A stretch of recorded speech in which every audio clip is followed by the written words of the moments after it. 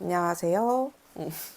저는 삼각산 재미나학교 6학년에 그리고 4학년에 딸 둘을 보내고 있는 동력이라고 합니다.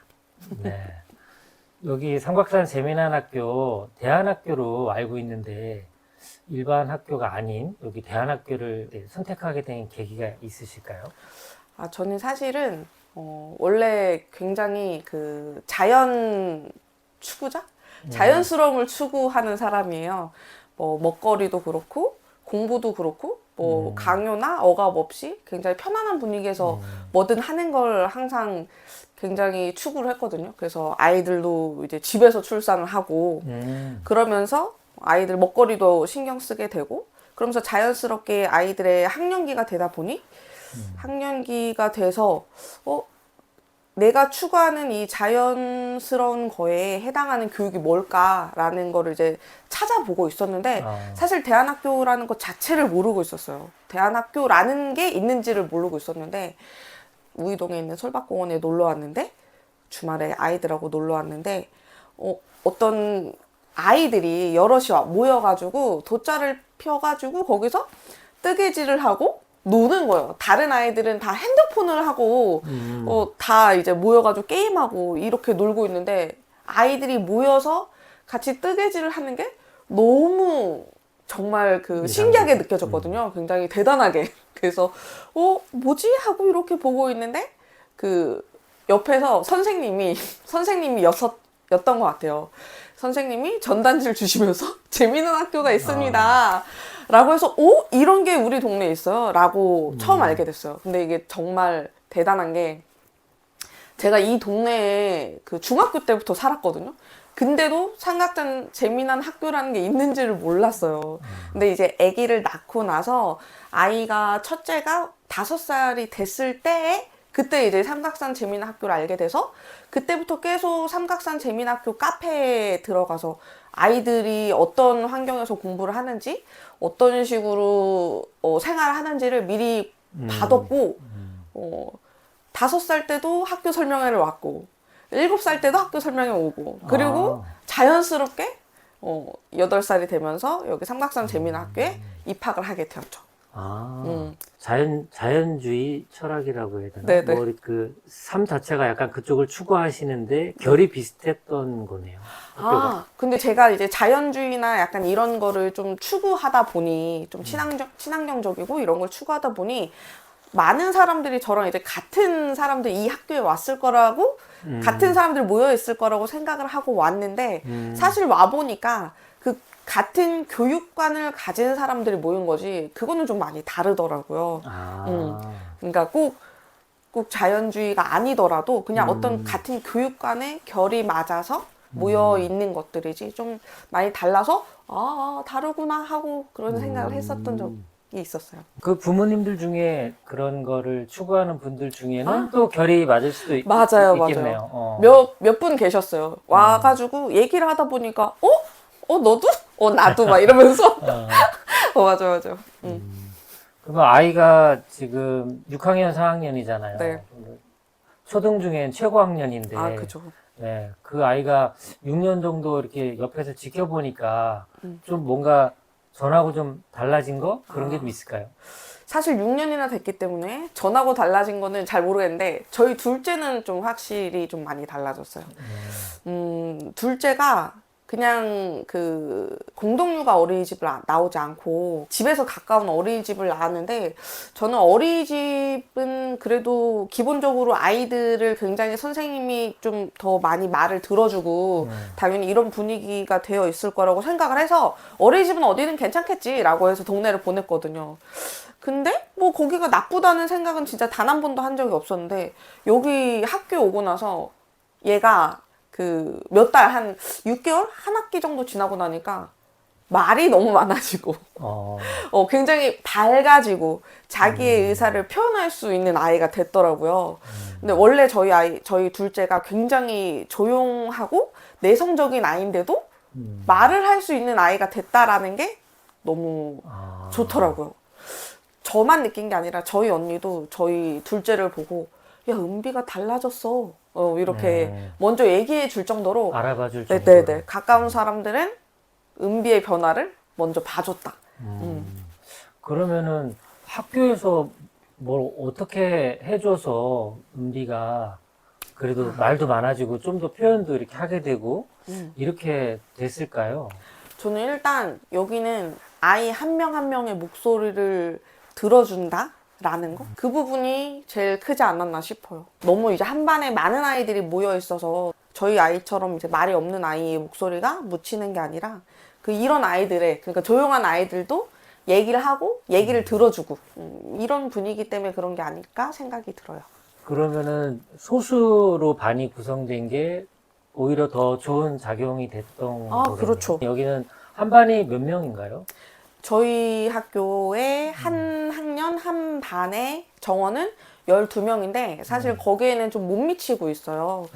저희 둘째의 4학년의 반도 지금 한 반에 이제 지금 5명으로 운영이 되고 있는데 너무 소수여서 조금 단점이 있지 않을까 생각했지만 그 부분을 저희 학교에서는 타 학년, 언니 오빠들 학년, 동생들 학년들하고 같이 어울려서 노는 걸로 많이 해소가 된다고 생각하고 거기서 얻어지는 또 장점이 많이 크다고 생각합니다. 일반 학교에서는 경험하기 힘들 것 같아요. 이게 위아래 학년들과 뭘 같이 한다는 건 그렇죠. 네, 소수 정원 이렇게 한정된 인원이 대안학교에서 또 할 수 있는 장점이 아닌가 그런 생각도 드네요. 저는 정말 행복한 게 이 학교를 보내서 정말 행복한 부분이 우리 아이들에게 평생 갈 친구와 언니와 동생들을 만들어줬다라는 거거든요. 그냥 한 학년 잠깐 만나고 헤어지고 이게 아니라 정말 이제 가족 같은, 오히려 저보다 더 많은 시간을 보내는 것 같은 언니들, 동생들 이렇게 있다라는 게 정말 좋은 것 같아요. 학부모 중에 한 분이 그 말씀했던 기억이 나요. 여기가 제2의 고향이 되는 것 같다. 인사할 사람도 더 많고 네. 자기랑 알아보는 사람도 더 많고 아이들도 다 알아봐주고 이러니까 오히려 여기가 고향이 되는 게 아니냐 뭐 그런 얘기도 있던데 네.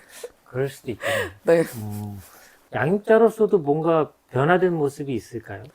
사실은 저는 이제 계속 맞벌이로 일을 해왔고 굉장히 바빠서 아이들을 많이 신경을 못 써줬어요. 장기적으로 지방에 출장 가 있는 경우도 많았고.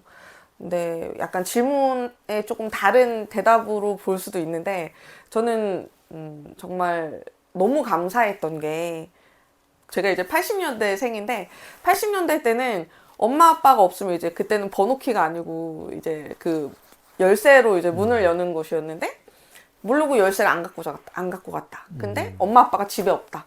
그러면은 문 앞에서 기다리는 게 아니라 엄마가 옆집, 윗집, 아랫집 막 다 전화를 해서 지금 지은이 열쇠 없어서 집에 못 들어가니까 집에서 애 밥 좀 주고 이렇게 해달라.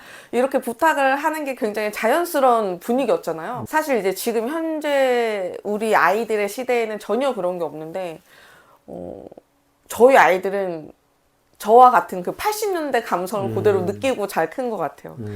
아이들이 밥을 못 먹을까 걱정이 되지 않고 아이들이 우산이 없어서 비를 맞을까 걱정이 되지 않고 이런 게 너무 좋더라고요. 그 대안학교 보내면서 그래도 걱정되거나 불안했던 적은 없으세요?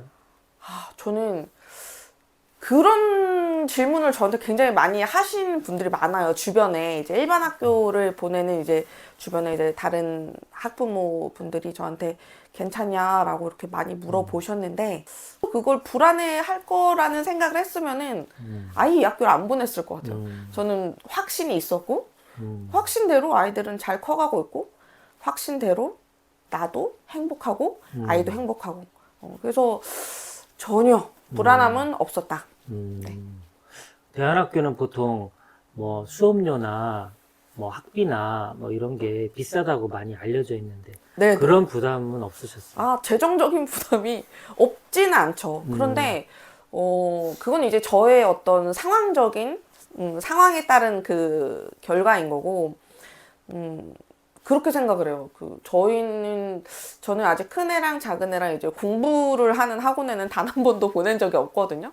뭐, 하더라도 수영, 뭐, 요가, 뭐, 발레, 뭐, 인라인, 뭐 스케이트 이런 약간 스포츠 쪽 운동, 몸활동 이런 쪽으로 보내고 있고 일단은 국영수 이런 거를 따로 다니거나 보내지 않고 있기 때문에 보통 그런 데 보내면 한 40만 원씩 든다 하더라고요. 그걸 안 보내는 만큼 학비로 그대로 들어가지 않나 그렇죠. 하는 생각을 합니다. 좋은 점만 생각해보면 참 모두가 다 와야 될 것 같긴 한데, 생각보다 또 대안학교를 선택하는 분들이 많이 주저하기도 하는 것 같아요.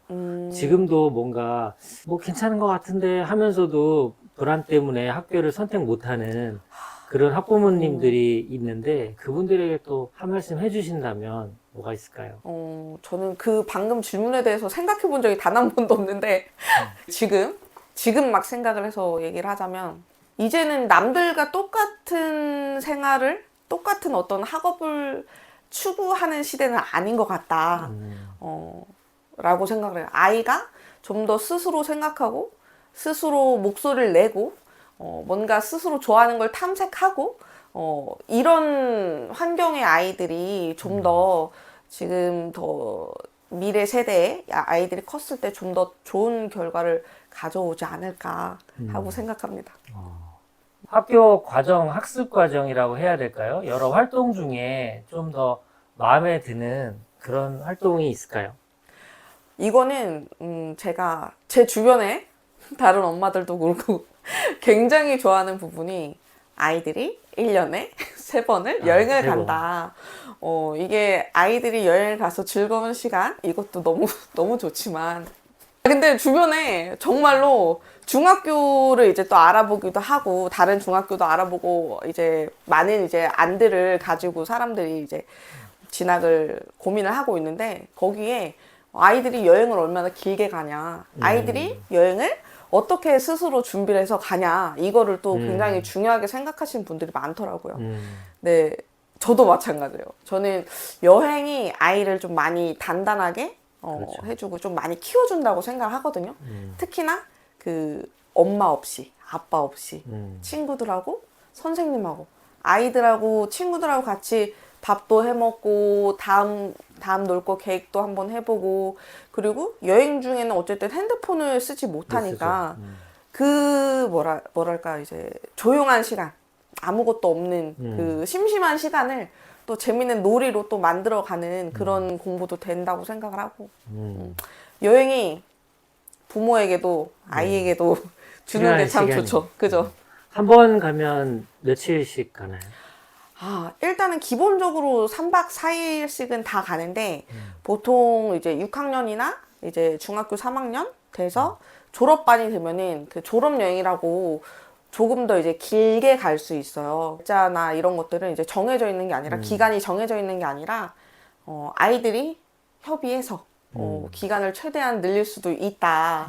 그래서 제가 듣기로는 그 몇 년 전에 6학년이 14박 15일 이렇게 역사를 썼다고. 그래서 너무 부럽다. 저희 딸도 그렇게 갔으면 좋겠다. 보름이나. 네. 네.